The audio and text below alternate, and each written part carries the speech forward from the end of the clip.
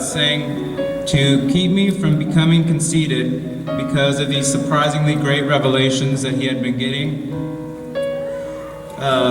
There's been given a thorn in my flesh, he describes it as, a messenger of Satan to torment me. So 3 times he pleaded to the Lord to take this from me, the revelations. They were just too much, you know, as he described it, a thorn in his flesh, which if anybody will realize that can't be too comfortable.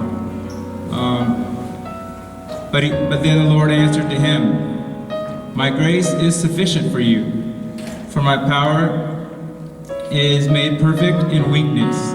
Therefore I will boast all the more gladly about my weakness, so that Christ's power may rest on me. That is why, for Christ's sake, I delight in weaknesses, in insults, in hardships, in persecutions, in difficulties. For when I am weak, then I am strong." And I don't know about you guys, but through that whole list, I can put my life in all of that, through the hardships and weaknesses, you know.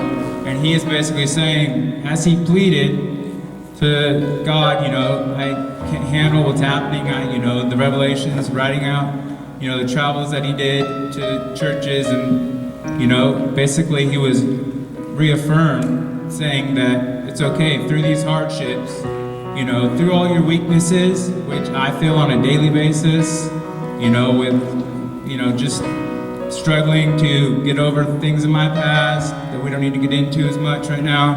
Maybe if I have more time on a different time, I would definitely open it up.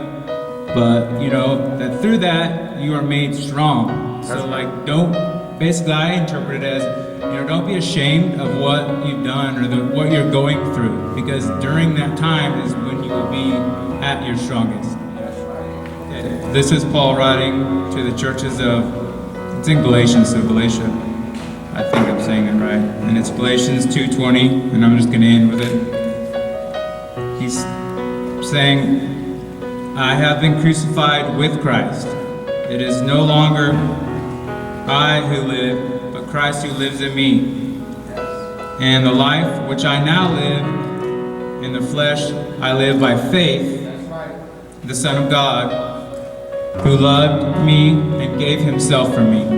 Again, relating that salvation, faith, he was one, I wouldn't say the first person to probably put it together, but the first documented person to change it from old law to your salvation is actually faith that, enables your salvation. And I don't know about anyone in here, my salvation, my faith, my connection with God on a daily basis is a struggle and something that I enjoy growing, and I am every day getting more and more comfortable with the fact that, I have a relationship with God. I don't keep it secret anymore. That's why I'm pulling these off my Facebook page. I don't care if people look at it and go, oh my God, not another one. Oh well, it's something I read, and it's something that inspired me, so I'm putting it out there for whoever wants to read it.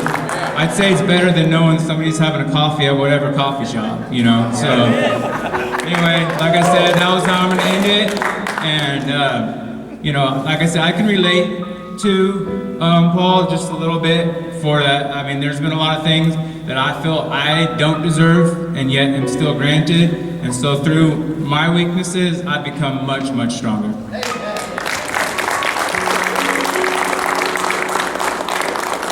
Thank you.